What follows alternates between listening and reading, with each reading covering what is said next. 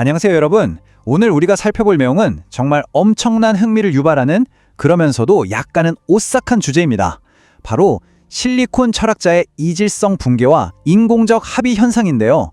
쉽게 말해서 AI가 우리 인간의 다양한 의견을 감쪽같이 모방하는 것처럼 보이지만 사실 그 환상 이면에 숨겨진 근본적인 한계에 대해 파헤쳐 볼 겁니다. 우리가 흔히 AI가 인간을 완벽히 대체할 수 있을 거라고 생각하잖아요. 과연 진짜 그럴까요? 자, 오늘 살펴볼 내용들입니다. 실리콘 샘플링의 등장부터 시작해서 철학자들을 통한 궁극의 테스트, 이질성의 붕괴, 그리고 이것이 우리에게 왜 그렇게 중요한 의미를 갖는지까지 쭉 훑어볼 텐데요. 전문 용어에 너무 얽매이지 않고 단계별로 아주 쉽고 명확하게 짚어보겠습니다. 첫 번째 파트, 실리콘 샘플링의 등장입니다. 바로 본론으로 들어가 볼까요? 최근 사회과학계를 완전히 뒤흔들고 있는 엄청나게 인기 있는 새로운 연구 방법에 대한 이야기입니다. 여기서 말하는 실리콘 샘플링이 대체 뭐냐? 핵심은 이겁니다. 과학자들이 사람들의 행동을 연구할 때 시간과 돈을 절약하려고 대규모 언어 모델, 즉 AI에 인구 통계학적 데이터를 주입하는 거예요. 그렇게 해서 가상의 인간 설문응답을 막 생성해내는 거죠. 그러니까 진짜 사람 대신 AI를 일종의 대리인으로 실험실에 앉혀두는 셈입니다. 근데 여기서 진짜 중요한 질문이 하나 떠오르죠. 과연 이 AI 모델들이 인간 전문가들이 가진 그 복잡하고 미묘한 의견 차이를 진짜 제대로 복제해낼 수 있을까요? 아니면 그냥 겉보기에만 그럴싸하게 합의된 척 가짜로 흉내만 내고 있는 걸까요? 이 질문에 대한 답을 찾기 위해 연구진은 두 번째 단계인 철학자라는 궁극의 테스트를 설계했습니다.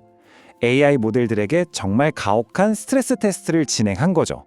테스트 대상은 무려 1785명의 전문 철학자, 그리고 100개의 질문이었습니다. 왜 하필 철학자냐고요?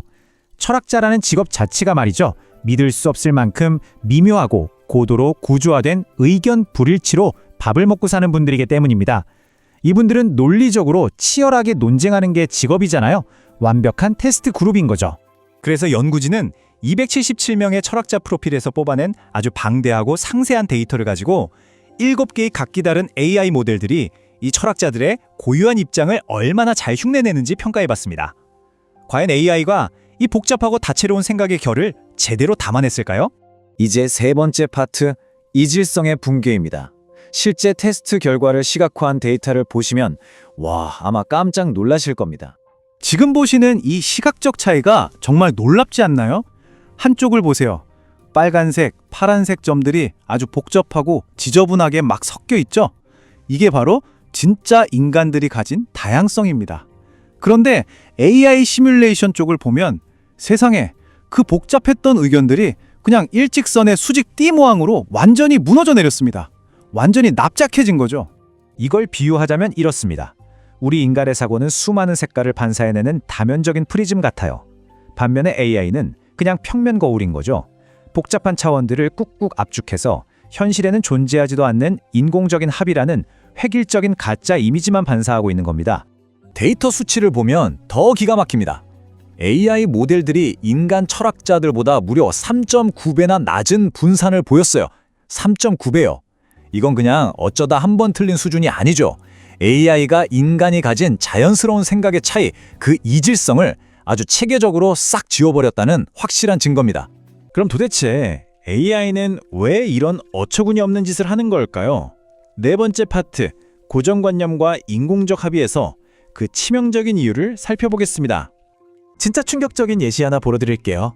생물학 철학 전공자가 생물학적 인격 동일성이라는 개념을 지지할 확률이 얼마나 될까요? 실제 인간 데이터는 11.4%로 사실상 별다른 관련이 없었어요. 근데 AI는 뭐라고 예측했는지 아세요? 무려 43%라고 맹신했습니다. 이유가 뭔지 아시나요? 그냥 두 단어 모두에 생물학이 들어간다는 것 때문이에요. 완전 표면적인 고정관념이죠. 실제 전문가들은 절대 이런 식으로 1차원적인 생각을 하지 않잖아요. 결국 이런 가짜 합의, 인공적 합의가 생기는 이유는 뻔합니다. AI 모델들이 복잡한 논리적 추론을 하는 게 아니에요. 그냥 겉핥기식의 단어 연관성이나 인구 통계학적 편견, 그러니까 얄팍한 고정관념에 닻을 내리고 판단해버리기 때문에 근본적으로 실패하고 마는 거죠.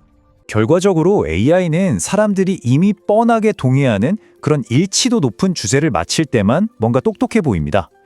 응용윤리학같이 인간들끼리 치열하게 치고받고 논쟁하는 복잡한 문제에 던져놓으면요, 완전히 길을 잃고 처참하게 실패해버리죠.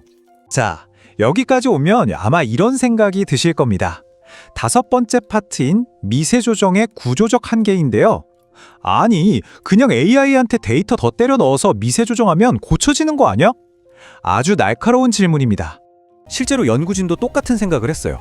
그래서 DPO, 즉 직접 선호도 최적화라는 미세 조정 기법을 써서 AI를 훈련시켜 봤습니다. AI한테 야, 제발 인간들의 이 복잡한 의견 차이 좀 존중하면서 대답해라 하고 가르치려 했던 거죠. 그런데 결과가 어땠을까요? 엄청난 부작용, 그러니까 거대한 트레이드오프가 발생했습니다. 미세 조정을 했더니 구조적인 상관관계 자체는 약간 좋아지긴 했는데 전체적인 응답의 분포 자체가 진짜 인간의 데이터에서 완전히 동떨어지게 심하게 왜곡되어 버린 겁니다. 이 34.7이라는 숫자가 그 처참한 실패를 적나라하게 보여줍니다. AI가 어떻게 했는지 아세요? 아예 미묘한 뉘앙스 있는 의견을 내는 것 자체를 포기해버렸어요. 진짜 인간 철학자들은 불가지론, 그냥 모르겠다고 대답한 비율이 고작 1.4%였거든요. 근데 똑똑해지라고 훈련받은 AI는 거의 35%의 질문에서 그냥 답변을 회피해버렸습니다. 인간의 다양성을 배우라니까 아예 귀찮은 듯 입을 꾹 닫아버린 셈이죠. 이제 마지막 6번째 파트로 넘어가 보겠습니다. 이것이 중요한 이유인데요. 철학자들을 데리고 한 이 복잡한 실험이 도대체 우리의 실제 삶과 미래에 왜 그렇게 중요한 걸까요? 만약 우리가 계속해서 AI를 인간의 의견이나 가치를 대신하는 대리인으로 믿고 쓴다면요, 우리는 결국 우리 사회를 굴러가게 하는 시스템 자체에 이런 획일화되고 편견으로 똘똘 뭉친 가짜 합의를 영구적으로 코딩해버리는 엄청난 위험을 감수하게 됩니다. 윤리적이고 규범적인 영역에서는 그야말로 재앙에 가까운 실패죠. 연구진도 이 부분을 아주 무겁게 경고하고 있어요. 인간 참여자를 대체하는 대규모 언어 모델은 특정 정체성 그룹을 해롭게 왜곡하고 완전히 납작하게 만들어버릴 수 있다라고요.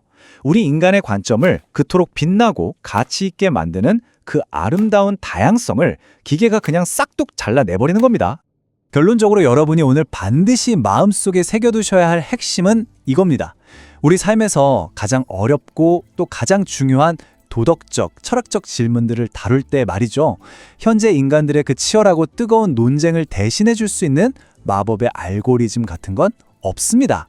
실리콘 샘플은 절대로 우리 전문가들이 치열하게 부딪히는 그 깊이 있는 차이를 온전히 대변할 수 없어요. 자, 그럼 마지막으로 여러분이 깊이 고민해 보실 만한 도발적인 질문 하나를 던져볼게요. 단지 이 인공적인 합의가 주는 그 달콤한 편리함을 얻겠다고 우리는 인간 사고가 가진 이 풍부하고 눈부신 다양성을 기꺼이 내다버릴 수 있을까요? 우리가 앞으로 AI와 함께 살아갈 세상에서 반드시 스스로에게 물어봐야 할 질문입니다. 오늘 내용 어떠셨나요? 끝까지 함께 해주셔서 정말 감사합니다.